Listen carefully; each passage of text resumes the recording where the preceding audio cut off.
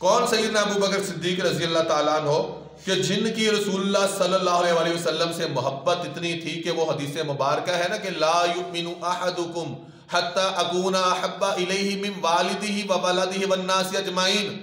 لوگوں تم میں سے کوئی شخص اس وقت تک کامل ایمان والا نہیں ہو سکتا جب تک وہ مجھ سے اپنے والدین، اولاد، عزیز و اقارب اور تمام رشتہ داروں سے بڑھ کے محبت نہ کرے۔ کیا مطلب کہ ایک طرف ماں باپ ہوں، ایک طرف مصطفیٰ کی ذات ہو، ماں باپ قربان کرنا پڑے تو کر دیے جائیں، پھر محمد مصطفیٰ سے محبت کی غلامی کا حق ادا ہوگا۔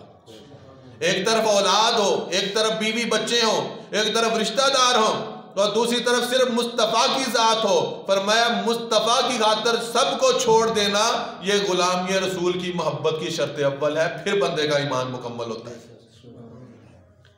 اب سیدنا صدیق اکبر رضی اللہ تعالیٰ عنہ نے اس پہ عمل بھی کر کے دکھایا۔ ابھی جو آپ کے سامنے روایت رکھ رہا ہوں یہ بخاری و مسلم میں بھی روایت مل جاتی ہے کہ غزوہ بدر کے دوران ابو بکر صدیق نبی کے عشق میں فنا کتنے تھے، اپنا سارا کچھ، آپ کے بیٹے جن کا نام آتا ہے عبد الرحمن رضی اللہ تعالیٰ عنہ، اس وقت مسلمان ابھی نہیں ہوئے، ان کے متعلق یہ آتا ہے کہ عبد الرحمن رضی اللہ تعالیٰ عنہ جب غزوہ بدر کی لڑائی ہوئی نا، اس لڑائی میں مشرکین مکہ جو تھے ان کی طرف سے لڑنے کے لیے آئے حضور کے مقابلے میں، اور ایک دن کھانے پہ بیٹھے تھے، ٹیبل پہ بیٹھے یا دسترخوان پہ بیٹھے، تو عرض کیا کہ ابا جان یاد کریں ایک دن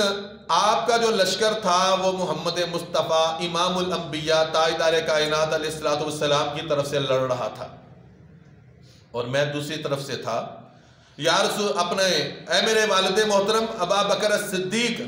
آپ میری تلوار کے وار کے نیچے 4 مرتبہ آئے، بعد میں الفاظ مختلف بھی ہیں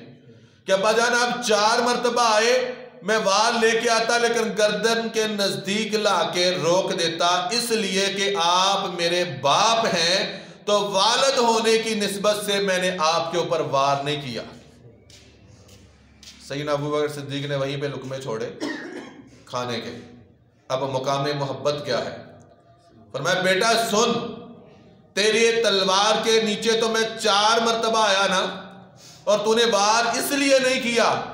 کہ میں تیرا باپ ہوں۔ فرمایا سن اب میری بھی بات، میرا جواب بھی سن، خدا کی قسم تو اگر میری تلوار کے وار کے نیچے 1 دفعہ بھی آ جاتا تو خدا کی قسم میں تیرا سر تن سے جدا کر دیتا، میں یہ نہ دیکھتا کہ تو میرا بیٹا ہے، بلکہ میں صرف اور صرف یہ دیکھتا کہ تو مصطفیٰ کے دشمنوں کے ساتھ مل کے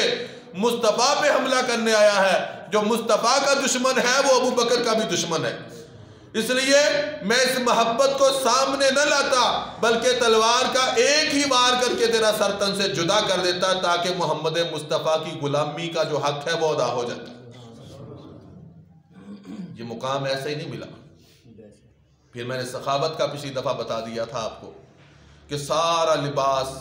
اور اپنا مال سارا کچھ اٹھا کے مصطفیٰ کے قدموں پہ رکھ دیا، خود ٹاٹ کا لباس پہنا، وہ روایت ہو گئی۔